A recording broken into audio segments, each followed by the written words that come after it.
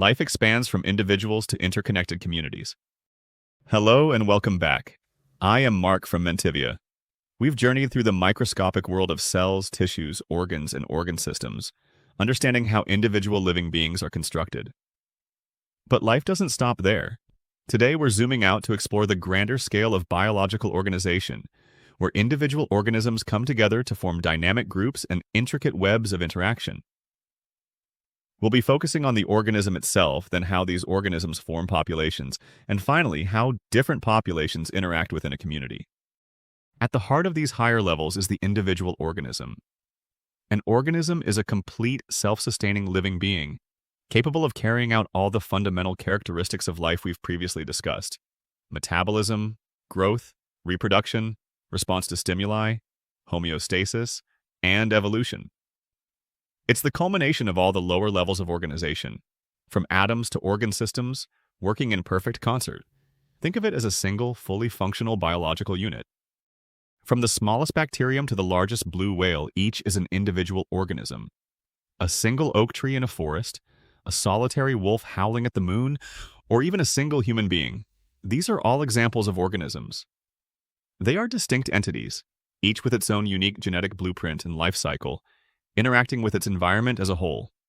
Now, when we take a step back and observe a group of these individual organisms, but specifically those of the same species, living together in a defined geographical area, we are looking at a population. The key here is same species. Members of a population can interbreed and produce fertile offspring, sharing a common gene pool. This grouping allows for collective behaviors, resource sharing, and genetic exchange. Populations are not static. They are dynamic entities constantly changing. Their size and structure are influenced by several factors, including birth rates, death rates, immigration, individuals moving into the area, and emigration, individuals moving out. Ecologists study these dynamics to understand how populations grow, decline, and interact with their environment, which is crucial for conservation efforts and managing natural resources. Consider a school of fish swimming together in a coral reef. That's a population. Or all the dandelions blooming in a particular meadow. Even all the students attending a specific university campus could be considered a human population within that defined area. These groups demonstrate collective characteristics that aren't present in a single individual. Moving to an even broader scale, a community encompasses all the different populations of living organisms. That's all the different species, living and interacting within a defined geographical area. So, it's not just the elephants, but also the zebras, the lions, the acacia trees, the grasses, and even the microscopic bacteria in the soil, all coexisting and influencing one another. This level focuses on the intricate relationships between diverse species. Interactions within a community are incredibly complex and varied.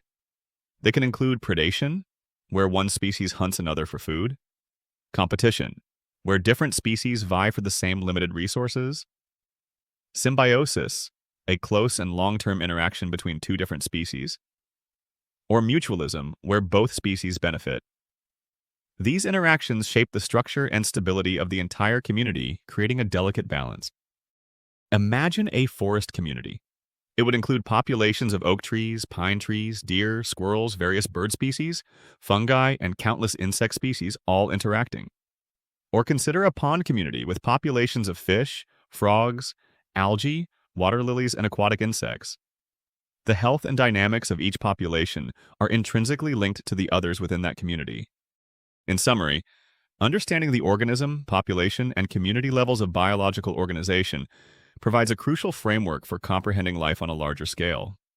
From the individual living being to groups of the same species, and finally to all interacting species in an area, these levels reveal the increasing complexity and interconnectedness of life. They are fundamental to ecology, conservation, and our overall appreciation of the natural world. Thanks for watching. If you enjoyed this video and want to keep expanding your knowledge, make sure to hit that subscribe button. It's the easiest way to stay connected and never miss new content. For even more free educational resources, head over to mentivia.com, your hub for videos, e-learnings, and articles across science, history, and beyond.